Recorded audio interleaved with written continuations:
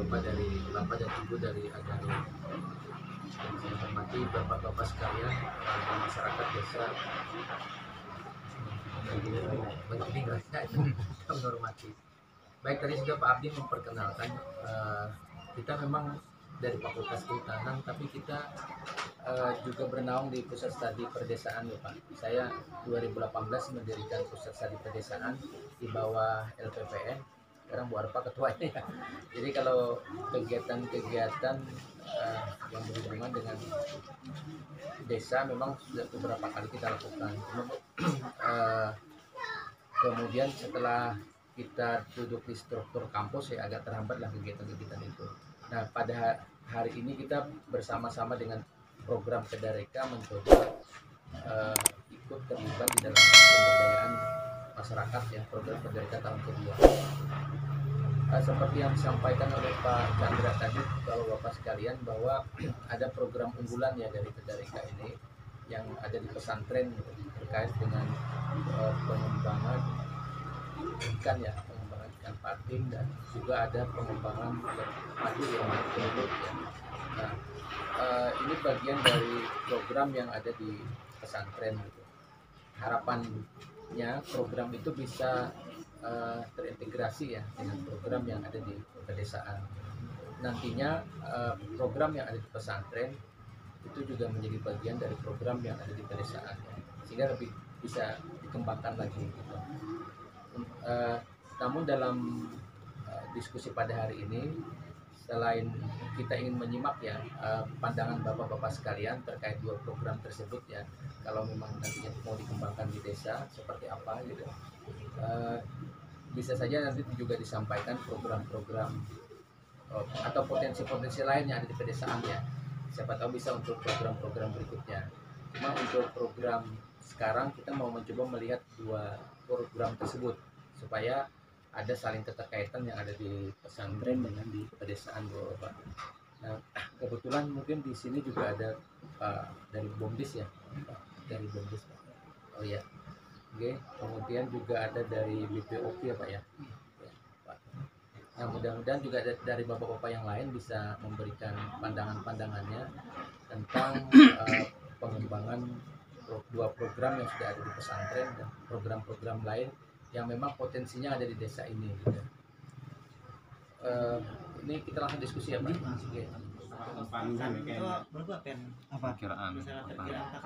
Perkiraan pakan tuh 600 sak 600 sak sampai panen dari tahap awal. Satu sak sih 7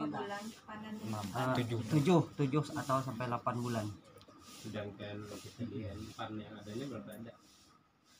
Untuk persediaan umpan mampunya mencapai 250-an gitu.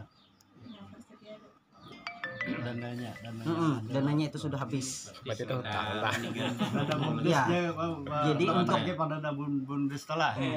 untuk sisanya yang berikutnya itu karena untuk yang kebijakan dari masyarakat atau bantuan dari yang lainnya gitu. Jadi sedangkan harga jualnya udah gitu. Nah, maka bila di pasar tuh turun sejam subuh esok udah turun gua. Subuh istilahnya harganya 18, turun 17. Nah, yang karena 17 lagi. Jadi tadi ada saran-saran dari Bapak Ibu dosen juga terkait kayak pengolahan apa tadi pentol atau bahan-bahan ini, kalau semisal tadi juga mau dipemasarkannya kayak secara luas lewat frozen food, itu juga menurut ulun bagus aja sudah pakai frozen food itu.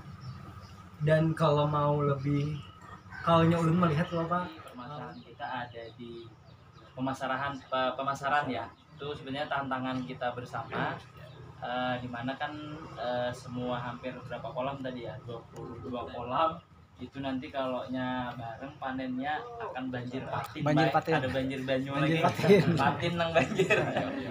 Jadi kemarin sudah ada dihitungkan Mas Ardi itu hampir 50 tonan ya, hampir 50 ton Pak, dari 20 bisa lebih ya, karena mungkin berapa ton?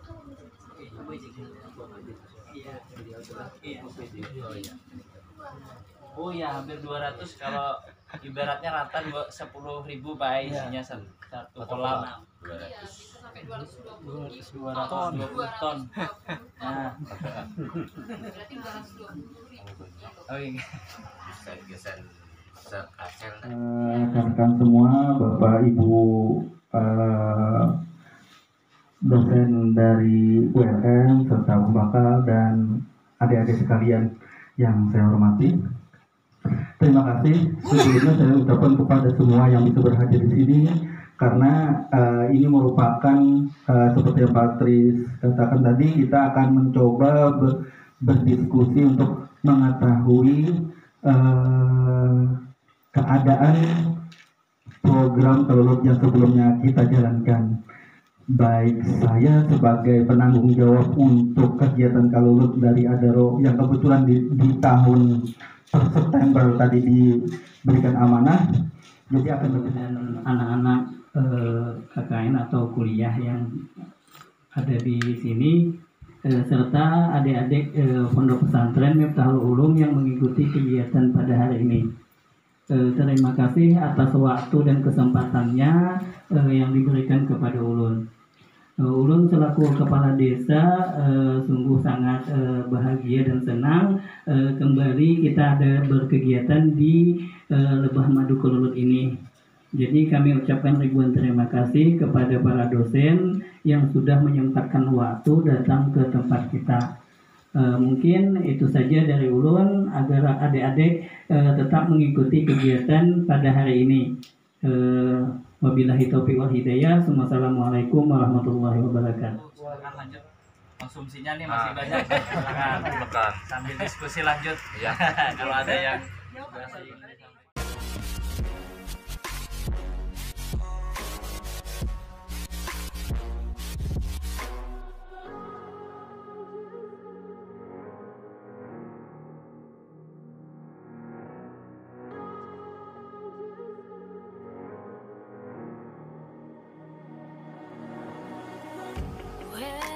Nah ini ketua BUMDes.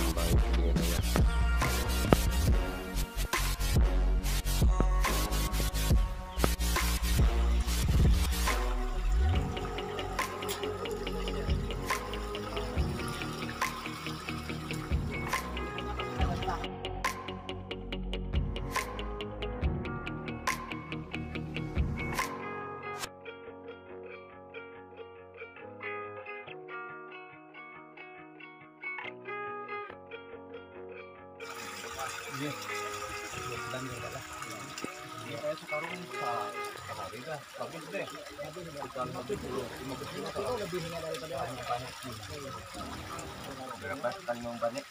You're never gonna make it. You're not good enough. There's a million other people with the same stuff. You really think you're different, and you must be kidding. Think you're gonna hit it, but you just don't get it. It's impossible. It's not probable. You're irresponsible. Too many obstacles. You gotta stop it, yo. You gotta take it slow. You can't be a pro. Don't waste your time no more. Who are you to tell me what to do? I'm gonna take my chance to prove. I'm gonna make my move. I'm gonna make it soon. And I'll do it just what I wanna do. Cause all these opinions and all these positions that are they blocking your vision. But now you can't listen. That's the reason. Cause you're always your dream. Kada situ di wak ini baik.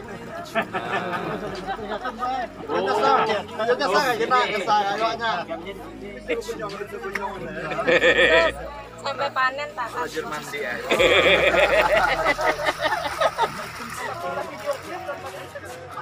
Pada kami ada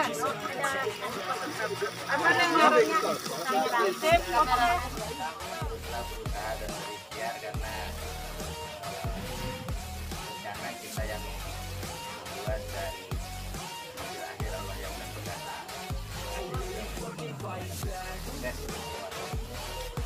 Iya.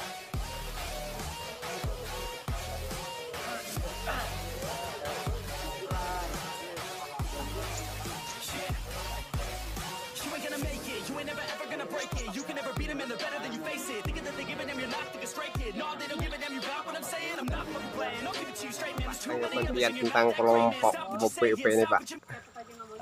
Untuk kolam ikannya ini budidayanya luar biasa ya, luar biasa. Perkembangannya ini saya kira ini sangat potensial untuk pasar nasional ya, karena kalau kita dapatkan data dari masyarakat tadi itu setelah 7 bulan sampai 8 bulan itu dari 20 kolam itu bisa menghasilkan 220 ton ikan patin. Luar biasa sekali nih. Nah, ini kalau untuk memenuhi pasar Kalimantan Selatan ini sangat cukup, bahkan bisa dipasarkan ke luar Kalimantan Selatan. Nah, untuk itu saya sarankan mungkin sebagian dari ikan mentah ini bisa dibuat aneka usaha ikan patin ya.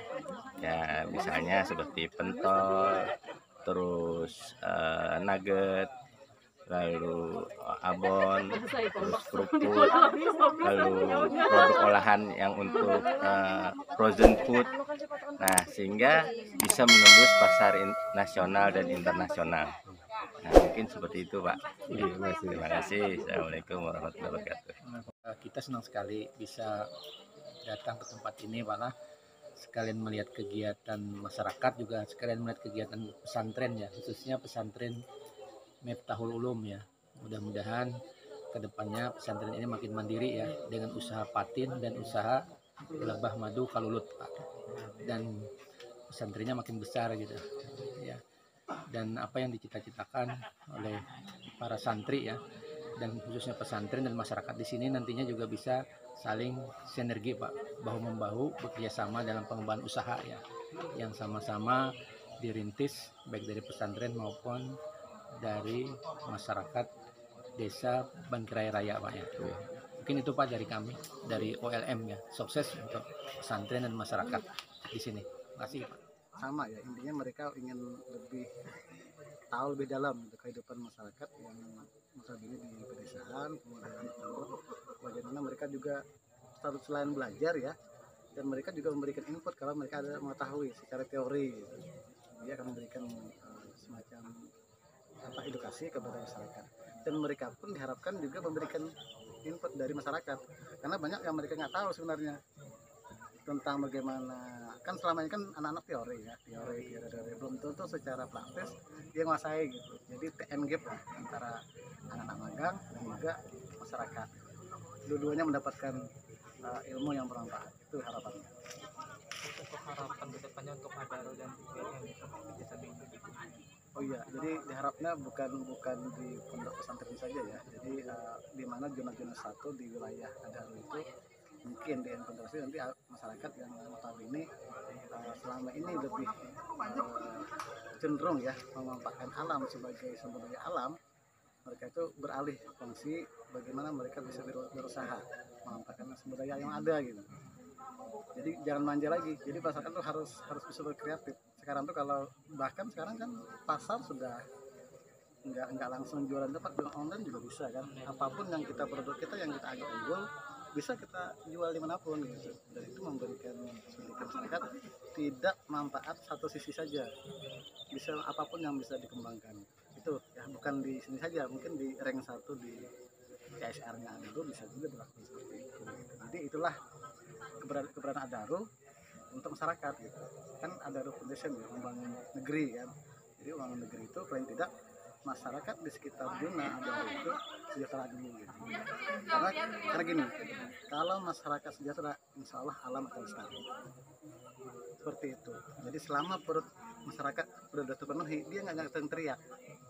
Tapi saat masyarakat itu perutnya kosong, dia akan teriak, menuntut apa yang tidak dia ingat juga dia akan tuntut. Jadi seperti itu. Bagaimana masyarakatnya dia senyap dengan kesibukan masing-masing. Kalau seperti itu, sama kami di konsep di kehutanan. Kalau dulu hutan lestari masyarakat sejahtera. Sekarang dibalik, jangan hutannya dulu yang lestari, masyarakatnya dulu yang harus sejahtera dulu. Kalau masyarakat sudah sejahtera, masyarakat sudah kenyang, dia nggak mikir lagi nebang hutan, dia nggak mikir lagi merambah, karena dia udah merasa cukup gitu. Selama dia merasa kurang, dia akan tetap merambah dan tetap merusak. Konsep itu yang harus berubah. Jadi bagaimana kita masyarakatnya kenyang seperti apa? Ya, kasih pendidikan, dia belajar, tapi juga dia bisa berwirausaha gitu. Nah sekarang itu lebih sekarang orang itu apa yang ada di sekitarnya dimanfaatkan, kemudian berhasil dan mendapatkan cuan, dan sehingga dana itu bisa bergulir. Dan kalau anak-anak pondok tuh dilepas dari pondok, dia ke masyarakat, dia bisa hidup tanpa uang gaji pun, dia udah bisa berusaha sendiri gitu. Itu yang diharapkan dari program ini. Artinya kita tidak mengasih ikan tapi memberikan kail atau pancingan gitu. Jadi kalau itu dia bisa bergerak sendiri. Itu yang diinginkan dari program ini, kemandirian nanti. Kemandirian. Iya.